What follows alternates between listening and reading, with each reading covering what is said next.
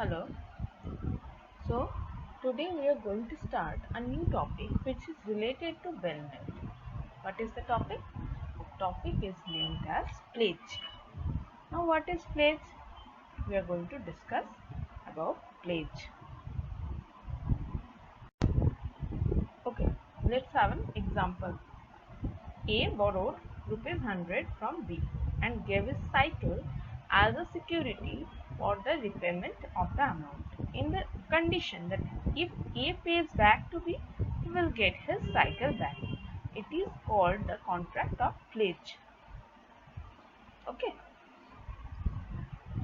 ধরে নাও তুমি তোমার সাইকেলটা সৃজাকে দিয়েছো, তার বদলে সৃজার থেকে 100 টাকা ধার নিয়েছো। কন্ডিশনটা কি?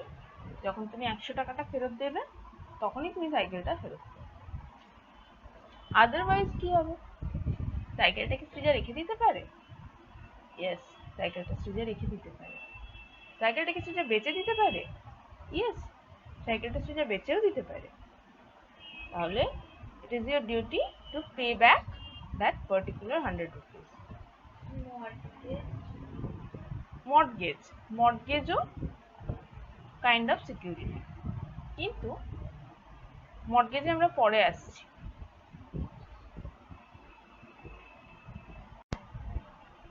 There are three categories in which security is provided.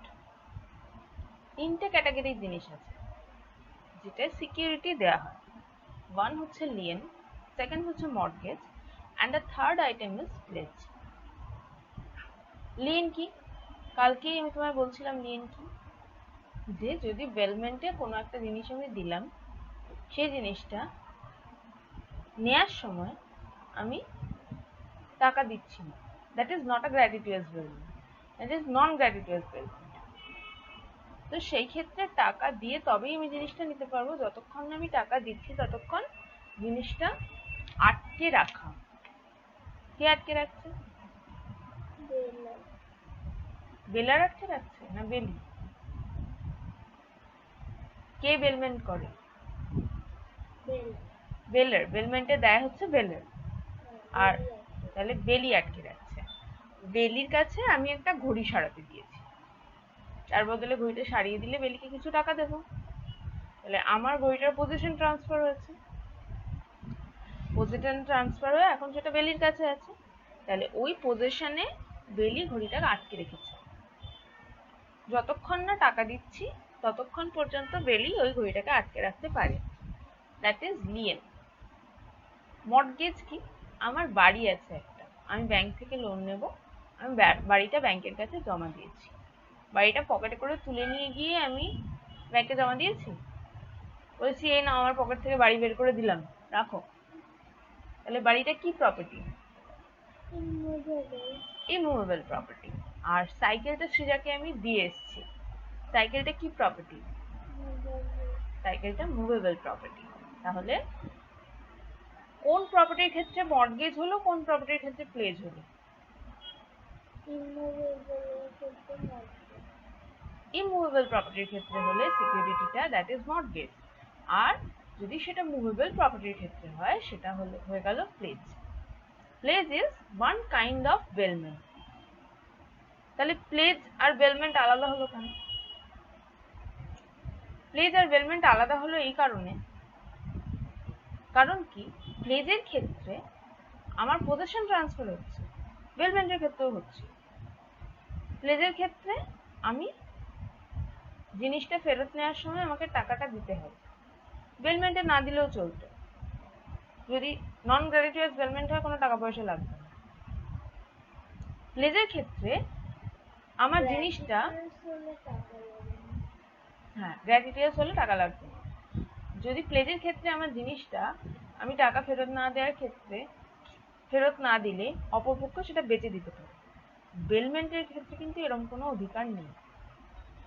প্লেজের ক্ষেত্রে আমি যে সাইকেলটা সৃজাকে দিয়ে এলাম, সাইকেলটা কিন্তু সৃজা অ্যাজ এ সিকিউরিটিই রাখবে, সেটা ইউজ করার অধিকার তাকে দিয়ে আসে। বেলমেন্টের ক্ষেত্রে কিন্তু একটা গাড়ি যদি আমি বেলমেন্টে দিই, গাড়িটা ওই কদিনের জন্য সে ইউজ করতেও পারে। তাহলে this is the difference between bailment and pledge. bailment একটা বড় সার্কেল আর প্লেজ একটা ছোট circle. bailment wider concept, pledge ছোট, কিছু কিছু ফর্ম আছে bailment, সব নেই। তাহলে থার্ড সিকিউরিটি কি বললো? Plays. Under a contract of pledge, any good or the title of the good is placed by one party to the other as a collateral for the money advanced by the latter party. তাহলে একটা টাকা advance করা হয়েছে, তার বদলে একটা collateral বা security হিসাবে যে আইটেমটা রাখছে, that is pledge. Thus, making of pledge is a condition precedent for advancing money. তাহলে মেকিং অফ প্লেজ হচ্ছে একটা টাকা নেয়ার condition president to have a security. Pledge may also be defined as delivery of goods by the debtor to the creditor for a debt or for any other contractual obligation, and the object herein delivered shall be returned to the pledger when the debt money has been repaid or the obligation has been performed. Clear? Pledger concept. এবার আমরা প্লেজের সেকশনটা পড়ব। প্লেজে, in the pledge, the pawnbroker transfer or bailed his goods to the pawnee as security against the amount he takes from the pawnee. তাহলে এখানে দুটো party আছে, প্লেজের আর Plassey, or same ওয়েতে তাদেরকে বলা হয় pawnor or pawnee. Ponytail, not ponytail, pawnor and pawnee, ঠিক আছে? তাহলে পনি তার গুডটাকে, কার গুড নিচ্ছে? The pawnbroker transfer or bailed his goods. তাহলে পনার তার গুডটাকে কাকে দিচ্ছে? পনিকে, as কি security against the amount he takes from পনি। তাহলে পনি একটা টাকা দিচ্ছে, তার বদলে পনার একটা সাইকেল দিচ্ছে। তাহলে এক্সচেঞ্জ অফ পজেশন, যখন পনার পনির টাকা ফেরত দিয়ে দেবে, তখন পনি পনারের সাইকেল ফেরত দিয়ে দেবে। Clear? The pawnbroker has a duty to pay the amount back to the pawnee, and the pawnee has a duty to return the good after pawnbroker pays the amount. Very clear? The pawnee should not make any unauthorized use of the goods bailed to him. If he does, he will be liable to pay compensation to the pawnbroker. আমি একটা 5 litre তেল ভরা bike plays করেছি, তার বদলে 10,000 টাকা নিয়েছি। Bike যখন আমি ফেরত দিতে আসছি, তখন আমি দেখছি 10,000 টাকা আমি ফেরত দিলাম, বাইক আমি ফেরত নিলাম, বাইকে এখন 3 লিটার তেল আছে। তাহলে ওই যে 2 লিটার তেলটা পনি ইউজ করেছে, আমি তো তাকে ইউজ করতে অথরিটি দিয়ে যাইনি। তাহলে pawnee must compensate for that 2 litre of তেল, পেট্রোল, ঠিক আছে? The pawnee has a right to sell the goods after giving prior notice to the pawnbroker if he fails to pay the amount back. 10,000 টাকা 1 মাসের মধ্যে ফেরত দেওয়ার পর, 1 মাস হয়ে গেছে, ধরে নাও 1 মাস 2 দিনের মাথায় একটা নোটিশ দেওয়া হয়েছে, তারপরেও কোনো রকম রেসপন্স আসেনি, তাহলে ওই 10,000 টাকাটা এবার পনি কোত্থেকে পাবে? পনি বাইকটা বেচে দেবে, বেচে টাকাটা তুলে নেবে। He has a right to sell. This is the concept of pledge. Clear হচ্ছে ব্যাপারটা ছবির মতো? ডেফিনেশন, ডেফিনেশন কোন সেকশনে আছে? ইন্ডিয়ান কন্ট্রাক্ট অ্যাক্টের সেকশন 172 হচ্ছে প্লেজ, পনার অ্যান্ড পনি ডিফাইন্ড। কি বলা আছে? The bailment of goods as security for payment of a debt or performance of promise is called pledge. The bailer in this case called the pawnbroker, bailee is called pawnee. তাহলে এটা কি? এটা একটা bailment of goods, প্রথমেই বলে দিল, ডেফিনেশনই বলে দিল this is a bailment of goods। কিসের জন্য, কি পারপাসে? For security or for payment, কোনো একটা টাকা পেমেন্ট করবো তার সিকিউরিটি হিসাবে। আমি জানি না শুনি না, তোমাকে 10,000 টাকা ধার দেবো কেন? তুমি কিছু একটা সিকিউরিটি হিসেবে আমার কাছে রাখো, সেই সিকিউরিটিটা থাকলে তবে তো তুমি আমার টাকাটা ফেরত দিতে ছুটে ছুটে আসবে। বাইকটা তোমার প্রাণ, সাইকেলটা তোমার প্রাণ। সাইকেল চলে গেলে যদি তোমার কিছু যায় আসে না, তো চলে যাবে সাইকেল, আমি বেচে দেবো। কিন্তু তুমি যদি সত্যি ওই সাইকেলটাকে সিকিউরিটি হিসেবে রেখে থাকো, তো টাকাটা ফেরত দিলে তুমি আসবে। অর ডেট অর, হ্যাঁ এরকম কিছু বলা নেই ডেফিনেশন অ্যাটলিস্ট। কারণ 100 টাকা দিয়ে একটা সাইকেল রাখা, কোন সাইকেলের দাম 100 টাকা?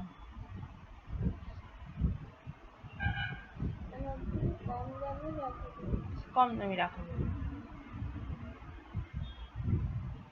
The bail or performance of a promise is called pledge। বা কোনো একটা পার্টিকুলার জিনিস আমি দিয়ে রাখলাম, আমি বললাম যে আমি এই কাজটা তোমার করে দেবো, পারফরমেন্স অফ প্রমিস,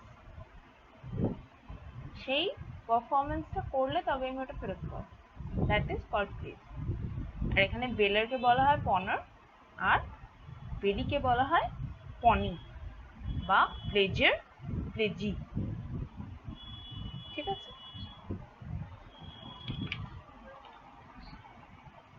নেক্সট কিছুটা ইলাস্ট্রেট করা আছে, এটা ভিডিওটা পজ করে নিজে নিজে একটু পড়ো, তাহলে বুঝতে পারবে।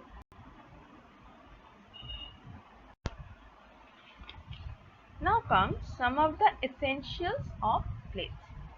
প্লেজের কিছু এসেন্সিয়ালস আছে যেগুলো থাকলে তবেই সেটাকে আমরা একটা প্লেজ হিসাবে, একটা পারফেক্ট প্লেজ হিসেবে ধরতে পারি। The goods must be delivered by borrower to the lender as a security for repayment of debt or for performance of a promise। তাহলে বরোয়ারের থেকে লেন্ডারের কাছে গুডসটা ডেলিভার হতে হবে as a security for repayment, আমি টাকা ফেরত দেবো তার security, or for performance of a promise. Next, the possession of the goods passes from one person to the other person and not the ownership। আমি সাইকেলের ownership দিচ্ছি না, আমি শুধু পজেশন ট্রান্সফার করছি। সেম অ্যাজ বেলমেন্ট, বেলমেন্টেও আমি ওনারশিপ দিচ্ছিলাম। Pledge can be of only movable goods, documents of title, share, valuables, etc. Pledge শুধু movable goods, documents of title, share, valuable এগুলো হতে পারে। শেয়ার মানে company share, document of title মানে ধরো কোনো ডকুমেন্টে টাইটেল হেডে আমার টাইটেল আছে, লাইক ট্রেনের টিকিট, একটা পয়সা দিয়ে আমি হরিদ্বার যাওয়ার টিকিট কেটেছি, আমি সেই টিকিটটা প্লেস করলাম, that is document of title. কোনো ভ্যালুয়েবলস যেটা কিনা মুভ করা যায়, নট বাড়ি, নট জমি। Immovable properties cannot be pledged. These are the essentials of pledge. তো প্রথমে আমরা দেখব যে সেকশন 173 তে কি বলছে। সেকশন 173 থেকে আমরা পরপর কয়েকটা সেকশন পাবো যেগুলো ডিসকাসিং অ্যাবাউট রাইটস অফ পনি। পনিকে আমরা জানি, কে পনি?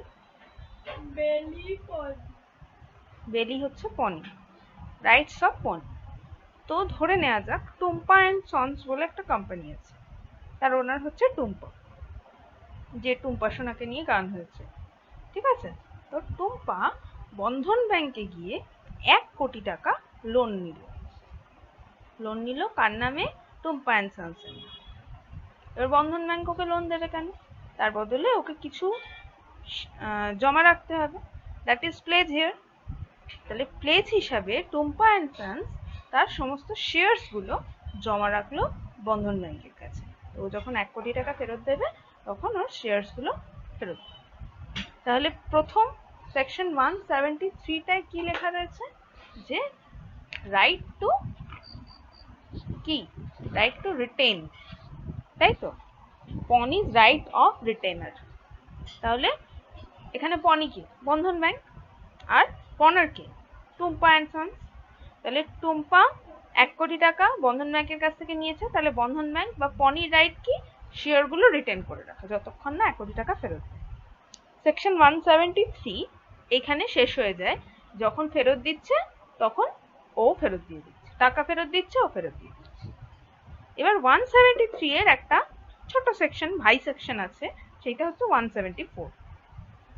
174 এ কি বলছে যে এই যে বন্ধন ব্যাংকে টুম্পা 1 কোটি টাকা নিয়েছিল, সেইটা কত তারিখে নিয়েছিল হচ্ছে 1/1/2020, ঠিক আছে।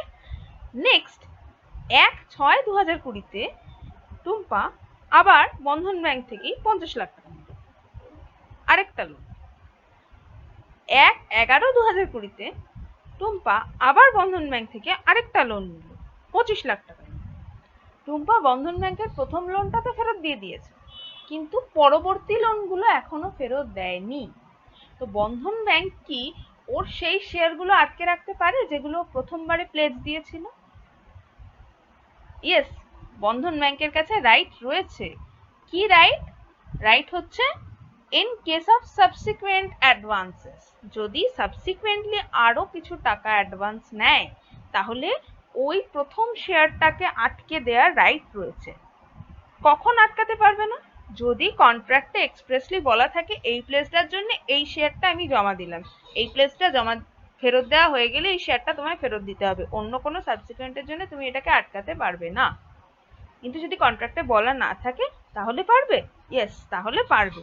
তাহলে পনি রাইট হচ্ছে সাবসিকুয়েন্ট অ্যাডভান্সেস এর ক্ষেত্রেও ওই শেয়ারগুলোকে রিটেন করে রাখা। তাহলে সেকেন্ড আর থার্ড লোনটা কেন দিব? ওটার জন্য প্লেজ নেবে না কেন? ওটার জন্য প্লেজ নেয়নি বলেই ও প্রথমটাকে আটকেছে।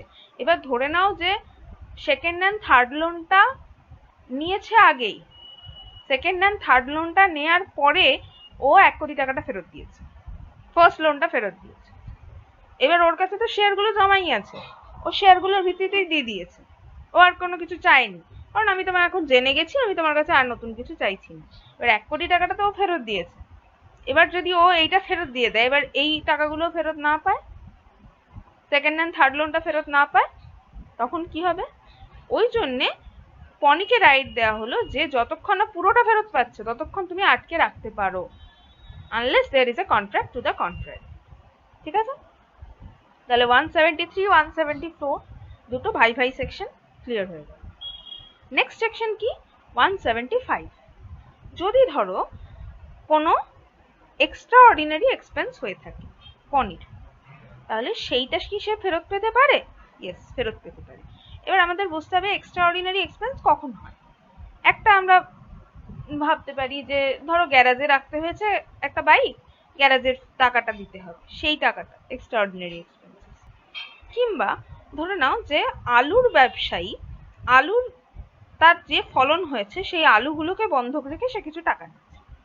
এবার আলু তো এমন গুডস যেটা বাইরে গরমে ফেলে রাখলে পচে যাবে, তাহলে টাকাটা দিতে যদি দেরি হচ্ছে, ধরো 1 মাসের জন্য আলু জমা দিয়েছে, টাকা দিতে যদি দেরি হচ্ছে, সেক্ষেত্রে ব্যাংকে তো কি করতে হবে?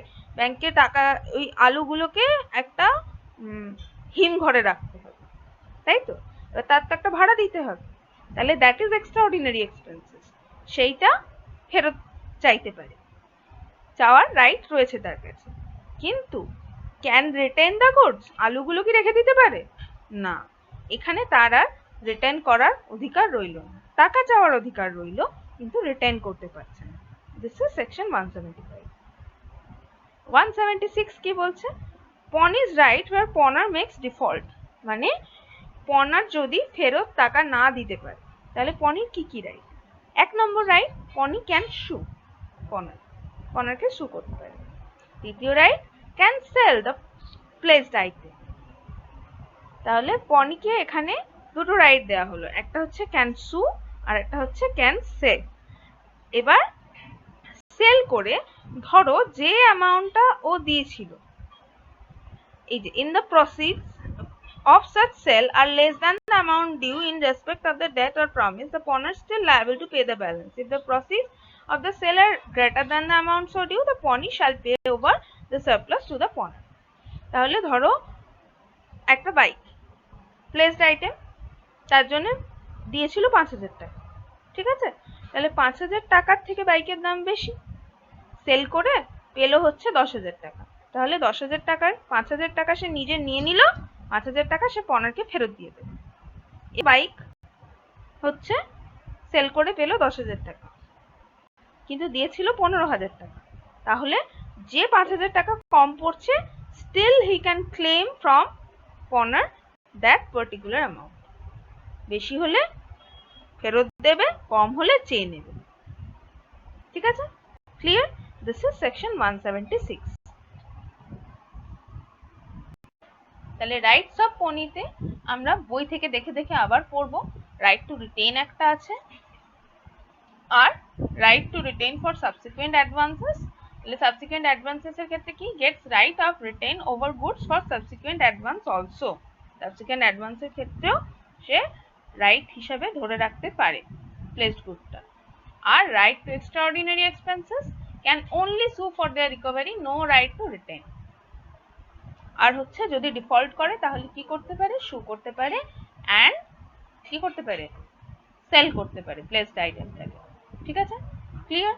বই দেখে দেখে সেকশন 173 থেকে 176 অবধি আমরা পড়ে নেব। ব্যারেক দেখে বইতেও আছে, বইতেও দেখতে পারো। রাইটস অফ পনি বলে যেগুলো লেখা আছে তোমার বাংলিয়াতে, সেখানেও ডিটেলসে দেওয়া আছে, অ্যালং উইথ কেস লজ আছে, দেখতে পারো, পড়বে। কারণ রাইটস অফ পনার অ্যান্ড পনি হয়তো কোয়েশ্চেন এসছে, তো যখন ওটা পড়বে তখন বই থেকে তোমাকে কেস লজ দিয়েই লিখতে হবে। কেস লজ পড়ার নিয়ম আমি বলেছি, যে কেসটা বুঝতে সুবিধা হচ্ছে সেই কেসটা পড়বো আমি, যে কেসটা ছোট ফ্যাক্টসটা সেই কেসটা পড়বো। আর মাথায় রাখবো লিডিং কেস হচ্ছে সুপ্রিম কোর্টের কেস এবং রিসেন্ট কেস। যে কেসটা 1845-এর, আর দুটো কেস দেওয়া আছে, একটা 1845-এর, একটা 1956। তাহলে আমরা অলওয়েজ প্রেফার করবো 1956 কেস। এইভাবে কেস ল আমরা ডিসাইড করবো কোনটা পড়বো কোনটা পড়বো না। এবার হচ্ছে rights of pawnor. Rights of pawnee complete হয়ে গেছে, rights of pawnor. Rights of pawnor কি, right to get back goods after performance of promise or repayment of loan and interest and necessary expenses if any. Pawnor জিনিসটা ফেরত পেতে entitled. সমস্ত performance আমি করেছি, টাকা পয়সা আমি মিটিয়ে দিয়েছি, আমি জিনিসটা ফেরত পেতে এন্টাইটেলড। নেক্সট বলছে সেকশন 177টা খুব ভালো করে পড়বে, রাইট টু রিডিম ডেট। মানে কি, in default made in fulfilment of promise. ধরো পনার পুরো প্রমিসটা পারফর্ম করতে পারেনি বা ডেটটা দিতে পারেনি, ডেট পেরিয়ে গেছে, একটা পার্টিকুলার ডেটের মধ্যে তো করার কথা ছিল, সেটা পেরিয়ে গেছে। অনন্তকালের জন্য আমি আইটেম প্লেজ করিনি, আমি একটা পার্টিকুলার ডেটের মধ্যে টাকা ফেরত দেবো, জিনিস ফেরত নেবো, এবার সেটা আমি করতে পারিনি। But any time before sale of goods pledged by, কে সেল করছে, পনি, আমার বাইকটা বিক্রি করে দেওয়ার আগে এনি টাইম নোটিশ দিয়েছে আমাকে, তুমি এই টাইমের মধ্যে পারফর্ম করতে পারোনি, তুমি যদি না পারফর্ম করো তাহলে আমি বিক্রি করে দেবো। এবার পারফর্ম করতে আমি ওই টাইমের মধ্যে না পারলেও আমি নোটিস পিরিয়ডের মধ্যে গিয়ে any time can redeem the goods placed and also make payment of interest and expenses if any. তাহলে নোটিস দিলে আমি যদি চাই আমি গিয়ে টাকা পয়সা মিটিয়ে আমার জিনিসটা ফেরত আনতে পারি। এরম নয় যে আমার 10 তারিখের মধ্যে টাকা না দিলে জিনিসটা 10 তারিখে বিক্রি করে দেবো। তাহলে নোটিস পাওয়া এবং নোটিস পিরিয়ডের মধ্যে টাকা মিটিয়ে জিনিস ফেরত আনার, রিডিম করে আনার, ডেটটা রিডিম করে আনার অধিকার আমার আছে। This is another rights of pawnor. Next হচ্ছে preservation and maintenance of goods. আমি যে গুডসটা প্লেজে দিচ্ছি সেই গুডসটা তোমার ইউজের জন্য দিচ্ছি না, ইউজ করে করে সেটাকে ছিঁড়ে ফাটিয়ে দাও কিংবা ভেঙে চুড়ে দাও, নয়, প্রিজার্ভ করবে এবং মেনটেন করে রাখবে। কারণ আমি প্রমিসটা মিটিয়ে এসে জিনিসটা নিয়ে যাবো, এটা তোমার সিকিউরিটি পারপাসে দেওয়া হয়েছে, তোমার ইউজের পারপাসে দেওয়া হয়নি। This is another rights of pawnor. And last, right of an ordinary debtor has right given under various statutes for protection of debtors. মানে এখানে তো পনার টাকা ধার নিয়েছে, তার বদলে একটা সিকিউরিটি দিয়েছে। তাহলে অর্ডিনারি একজন ডেটারের যা যা রাইট থাকা উচিত ভেরিয়াস স্ট্যাটিউট অনুযায়ী, একজন ডেটার মানে একজন ঋণ গ্রহীতা তার কিছু রাইটস তো থাকে অর্ডিনারিলি, সেই সমস্ত রাইটস গুলো পনার অ্যাজ আ ডেটার পাবে। ওকে, clear? Okay, let's add another rights of pawnee, with the rights of pawnee. This is the additional right, right? নয় ঠিক, এটা একটা safeguard of pawnee. তাহলে pledge under voidable contract, যদি যে প্লেজটা হচ্ছে সেই কন্ট্রাক্টটা প্রথম থেকেই voidable হয় তাহলে কি হবে? This type of pledge has been provided under section 178A of this act, which states that even when the pawner has obtained the goods under a voidable contract by the virtue of section 19 and 19A, and when the contract has not been rescinded at the time of pledge, the pawnee will acquire a good title to the pledged goods. Section 1919A of Indian Contract Act কি বলে মনে পড়ছে? 19 and 19A. 19 হচ্ছে voidability of agreement without free consent, R 19A হচ্ছে power to set aside contract induced by undue influence, মানে defect of title. যদি free consent ছাড়া বা যদি undue influence দিয়ে কোনো particular contract করা হয় তাহলে কি সেই কন্ট্রাক্টটা ভ্যালিড কন্ট্রাক্ট হয়? হয় না তো, দ্যাট ইজ voidable বা void. তো ধরো আমি প্লেজ করলাম আমার পাশের বাড়ির প্রতিবেশীর বাইকটা প্লেজ করে ব্যাংকের থেকে টাকা নিই। প্রতিবেশীর বাইক ব্যাংক জানে না, কোনোভাবে ব্যাংক জানতেও পারলো না, ব্যাংক হচ্ছে পনি। আমি টাকা নিলাম পাশের বাড়ির থেকে, প্রতিবেশীর যে বাইকটা নিয়েছি তাকে আমি আনডিউ ইনফ্লুয়েন্স করে বাইকটা নিয়ে চলে গেছি। বাইকটা কি আমার হয়ে গেল? নয়। তাহলে বাইকের টাইটেল তো আমার নয়, তাহলে টাইটেল অফ দ্য গুড আমার নয়, অথচ আমি সেটা প্লেজ করে দিচ্ছি। তো is it a valid contract? নয়, this is a voidable contract. But যদি ব্যাংক কোনোভাবেই সেটা না জানে তাহলে pawnee will acquire a good title to the pledged goods, এবং bank must act in good faith and must have been unaware of the presence of a voidable contract.